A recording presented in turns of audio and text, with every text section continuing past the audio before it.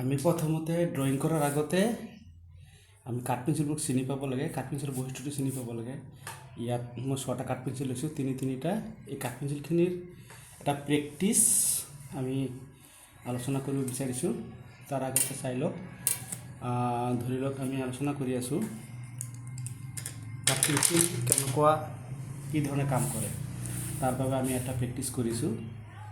ধৰি লওক এইখিনিলৈকে 1 2 3 4 1 2 3 4 5 6 আমি 6টা ঘৰ বনাওঁ আগতে। তাৰ বাবে আমি কি কৰিছোঁ, এটা আঁচ দি লৈছোঁ এনেকৈ। ঠিক তেনেকৈ আমি সেইফালেও আঁচডাল এনেকৈ দি লওঁ। তাৰপিছত আমি এনেকৈ বনালোঁ। তাৰপিছত এইটো আমি ইয়াত দিলোঁ। এটা আমি ভাগ কৰিব লাগিব। প্ৰথমতে আমি এটাক মাজতে 2 ভাগ কৰিলোঁ। তাৰপিছত আমি এইফালে এটা ভাগ কৰিম আৰু এইফালে এটা স্কোৱাৰৰ কৰিম, ভাগ কৰিম। ঠিক তেনেকৈ ইয়াতো আমি এনেকৈ ভাগ কৰিম। আগতে এইফালে এটা আমি কৰি লওঁ, ইয়াত এটা কৰি লওঁ, ইয়াত এটা আমি কৰি লওঁ। আগতে আমি এটা পইণ্ট দি লৈছিলোঁ সুবিধাৰ কাৰণে, এইটো হ'ল। আৰু এইফালে আমাৰ আহিব এটা ভাগ কৰি লওঁ। এতিয়া এইখিনি মুচি দিব পাৰি। এইখিনি মুচি আমাক দেখুৱাই আছোঁ, এইটো কাঠ পেঞ্চিলটো আমাৰ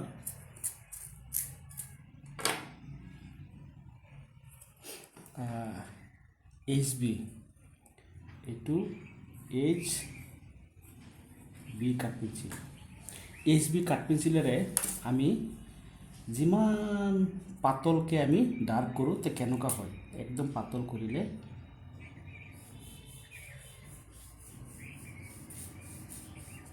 মিডিয়াম লাইট কৰিলে এনেকুৱা আহিব। আমি যদি পইণ্টিং কৰোঁ তেতিয়াহ'লে ই এনেকুৱা জোঙা আহিব। কোলাটো কিন্তু কম আৰু ইয়াত যিমান কেপাচিটি আছে সেই কেপাচিটিৰ যদি আমি ডাৰ্ক কৰিব যাওঁ তেতিয়াহ'লে সি এনেকুৱা আহিব। এইটো HB2 থলোঁ। আমি যদি 2B লওঁ, যেনেকৈ এইটো আছিলে 2Bৰে যদি আমি ডাৰ্ক কৰিব যাওঁ, তাৰ যিমান পাতলকৈ ডাৰ্ক কৰোঁ তেতিয়াহ'লে সি এনেকুৱা ৰং দেখুৱাব। আৰু যদি অলপ লাইট কৰোঁ আহিব। পইণ্টিং কৰিলে এনেকুৱা ধৰণৰ আহিব। আৰু ইয়াৰ যিটো কেপাচিটি আছে কমপ্লিট যদি আমি হেঁচি পেলাই কাম কৰোঁ তেতিয়াহ'লে তাৰ অলপ এনেকৈ আহিব, অলপ আহিব। এইটো গ'ল। নেক্সট আমি যদি লওঁ 4B, এইটো 4B কাঠ পেঞ্চিল। 4B দি ল'লে আমি তাৰ একেবাৰে যদি পাতল কৰি আমি তাক লওঁ, লাহে লাহে ডাৰ্কটো বেছি হৈ আহিব। মিডিয়াম প্ৰেছাৰ কৰিলে আহিব। পইণ্টিং যদি কৰোঁ এনেকুৱা ধৰণৰ হয়।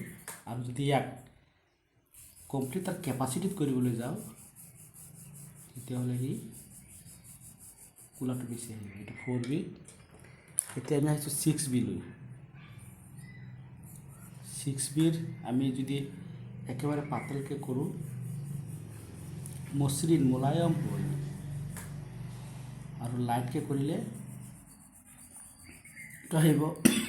পইণ্টিং কৰিলে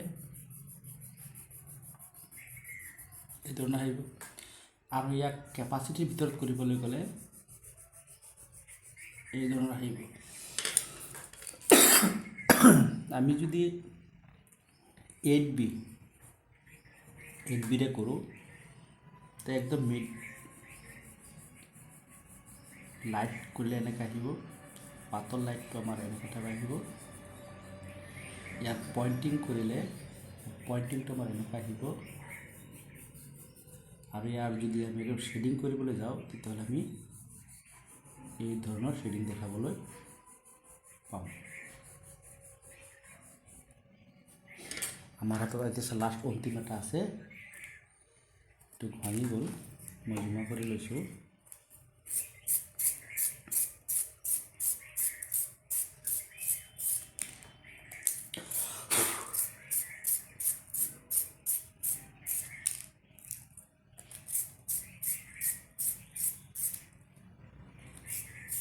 এইটো মাচুল প্ৰেক্টিছ হয়, এনেকৈ কৰিলে এটা এটা ভাল প্ৰেক্টিছ হ'ব।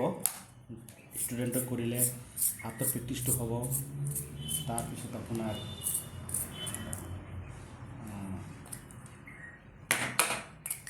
যে কাঠ পেঞ্চিলৰ কোনটো কি বৈশিষ্ট্য, সেই বৈশিষ্ট্যটো গম পাব,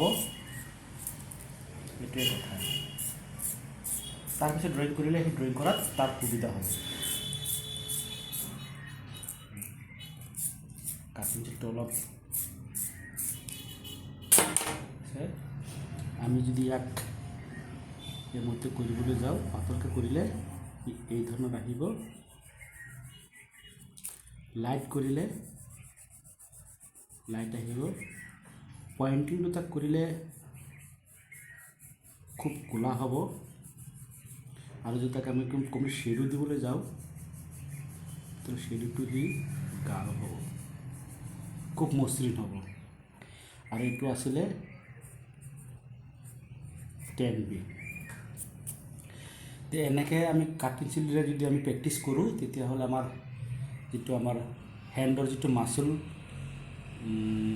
মটৰ ডেভেলপমেণ্ট বা মাচুল ডেভেলপমেণ্ট সেইখিনি হয়। আৰু কাঠ পেঞ্চিলৰ বৈশিষ্ট্যটো আমি ভালকৈ বুজি পাওঁ। তো এইখিনিয়ে থাকক, পৰৱৰ্তী সময়ত আকৌ বেলেগ এটা টপিক লৈ আহিম। ধন্যবাদ।